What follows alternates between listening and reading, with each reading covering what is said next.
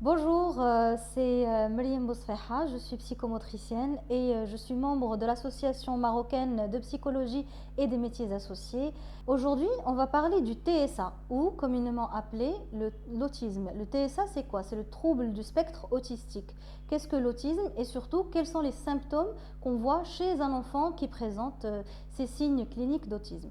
Alors l'autisme se différencie ou s'explique par trois grands symptômes ou bien trois grands domaines qui sont la triade symptomatique.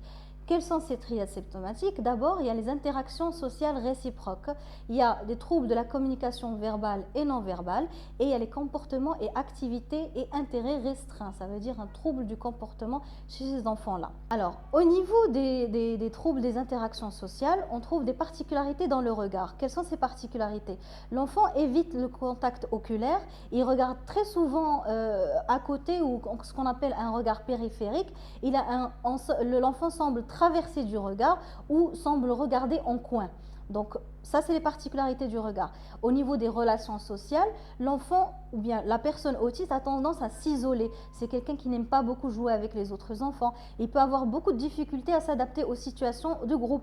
Et il peut aussi avoir du mal à intervenir dans des jeux de groupe et à développer des jeux sociaux comme le faire semblant. Il y a aussi c'est aussi des enfants qui ne cherchent pas à partager son plaisir, ses centres d'intérêt ou ses envies ou ce qu'il veut. C'est un enfant aussi qui n'a pas, on ne dit pas qu'il n'a pas de créativité, mais c'est un enfant qui a du mal à avoir un jeu créatif ou, comme je l'ai dit déjà, faire semblant, le jeu faire semblant, jouer à la poupée, etc. Il y a aussi des problèmes au niveau de l'expression sociale. La personne aussi semble différente. Les mimiques sociales sont un peu adaptées au contexte appauvri ou exagéré. La personne peut rire, pleurer selon des contextes qui ne sont pas très souvent à leur place. Donc, c'est des enfants qui vont être soit surexcités tout seuls ou c'est des enfants qui vont beaucoup pleurer sans aucune autre raison. Il y a aussi un problème au niveau de la compréhension des autres, la compréhension des mimiques. C'est des personnes qui ont des difficultés à décoder les mimiques des autres. Quand un enfant, on lui sourit, automatiquement, l'enfant comprend. Chez ces enfants autistes, ils ont du mal à comprendre. Les échanges sont très souvent unilatéraux, ça veut dire non réciproques. Il y a juste un seul intervenant. Chez certaines personnes autistes, il peut y avoir des difficultés avec les intonations vocales. Par exemple, des intonations qui sont aiguës. C'est des intonations qui vont soit déranger, soit carrément mettre en état de crise cet enfant-là. Il aura des problèmes avec des gestuels, des problèmes avec des postures, soit ses postures à lui, soit des postures d'autres personnes, des mimiques faciales aussi. Donc, toutes ces difficultés-là qui vont permettre la communication non verbale. Il y a aussi la communication verbale, c'est le retard ou l'absence complète du langage oral ou un développement normal avec des particularités. Quelles sont ces particularités-là? On voit que l'enfant a un langage qui n'est pas très cohérent ou un langage qui est saccadé. Il y a parfois une absence de généralisation ou de surgénéralisation. On voit qu'il y a une absence aussi du langage concret. Le langage, il est idiosyncrasique, comme on appelle, ou une voix ou une intonation avec un timbre et un rythme particulier. Souvent, chez les personnes autistes, on a l'impression que leur voix est monotone. Il n'y a pas d'aigu, il n'y a pas de grave. Donc, quand on parle, nous, on a une gestuelle, on a des timbres de voix différents. Par contre, chez ces enfants autistes, qui sont bien sûr dans le langage, on remarque une voix monotone qui a toujours le même timbre de voix. Donc ça, c'est parmi les particularités du langage. Il y a aussi un langage qui est très peu utilisé socialement. Ça va être un langage qui n'est pas réciproque, qui est pour soi. Ça veut dire c'est un langage répétitif, écolalique. Il va répéter des mots, il va dire des mots pour lui, mais ça ne va pas être un langage qui va utiliser socialement. Alors, ces anomalies-là dont j'en ai parlé, donc c'est l'écholalie immédiate ou l'écholalie différée. L'écholalie immédiate, c'est un enfant qui va répéter. Par exemple, quand on parle avec un enfant, on lui dit bonjour, il va dire bonjour. Quand on va lui dire comment tu t'appelles, il va automatiquement répéter comment tu t'appelles avec la même intonation, avec même interrogation. Donc c'est une écholalie. Alors voilà, il y a des répétitions soit de mots, soit de phrases, comme je viens d'expliquer. D'autres anomalies qu'on constate chez ces enfants-là, c'est une utilisation erronée des pronoms. Ça veut dire quoi? Ça veut dire, par exemple, le je et le tu. Il y a une confusion entre le je et le tu.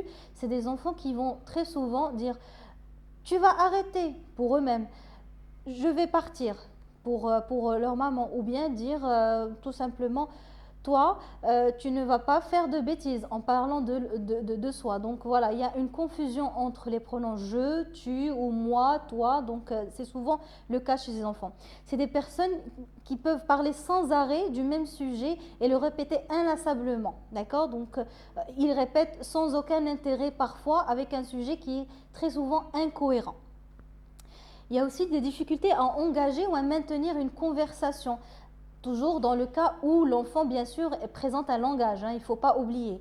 Donc, il a des difficultés à maintenir une conversation et parfois qui ne concerne pas du tout ses propres intérêts. Maintenant, au niveau des troubles du comportement, on trouve plein de particularités dans le comportement de l'enfant. Parfois, on remarque des mouvements comme on peut appeler bizarres, d'accord? Des mouvements atypiques. Ça veut dire que des mouvements que ne présentent pas souvent tous les enfants. Je vais vous montrer par exemple l'un des mouvements qu'on appelle le flapping, d'accord? Ou le battement, hein. Flapping, c'est un peu le battement des ailes. Donc, c'est des enfants qui vont souvent battre des bras comme ça. Et puis, voilà, c'est des mouvements qui sont répétés, souvent sans aucun intérêt, et ils vont les répéter. Donc ça, c'est un signe au niveau de troubles du comportement. Il y a des mouvements souvent qui sont stéréotypés. Par exemple, il va faire tomber une balle, il va la faire tomber pendant 10 fois. Donc il va lancer la balle et la faire tomber, toujours sans intérêt, toujours un jeu qui n'est pas du tout social. Il y aura un attachement très fort avec des objets ou quelque chose de particulier, comme par exemple, et chez très souvent, la plupart des enfants qui sont dans le spectre autistique, c'est des objets qui tournent ou c'est des objets qui auront beaucoup de lumière ou qui auront beaucoup de mouvement, comme une machine à laver. Très souvent, c'est des enfants qui sont fascinés par les machines à laver à tambour. C'est des enfants qui vont être fascinés par des jeux de lumière. Donc voilà, c'est des objets sans intérêt parfois, mais qui les intéressent eux beaucoup. Quelques activités aussi qui sont atypiques chez ces enfants, c'est le changement qui peut être mal supporté. Donc, un enfant qui est censé avoir souvent le même chemin de l'école, très souvent va avoir du mal une fois à changer le chemin. Donc, ça peut créer chez cet enfant une angoisse, une anxiété, à devenir même une crise d'angoisse. Donc voilà, c'est des personnes qui ont tendance à avoir des activités routinières et de manière ritualisée. Donc, dès qu'on sort de leur routine, ils vont avoir beaucoup de difficultés à s'y adapter. Il y a aussi les intérêts restreints. Qu'est-ce que sont ces intérêts restreints? C'est des enfants qui vont s'intéresser excessivement à un objet ou à un sujet. Ça pourrait être une personne, ça pourrait être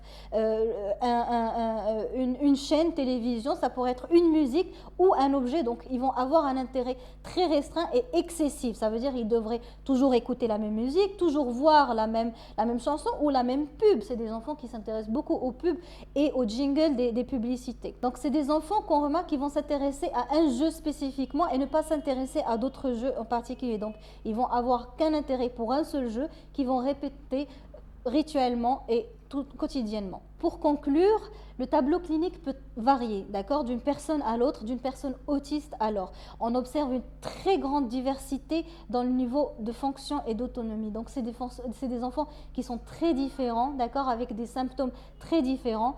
Aujourd'hui, on n'a cité que quelques symptômes, les plus fréquents, les plus récurrents et que l'on voit tous chez ces enfants. Cela ne permet pas à toute personne de diagnostiquer le spectre autistique ou de diagnostiquer qu'une personne est autiste ou pas. Mais cela permet que l'on puisse déceler ces symptômes-là et d'emmener l'enfant chez les spécialistes pour pouvoir diagnostiquer bien comme il faut. Voilà, merci beaucoup, je vous remercie et à la prochaine.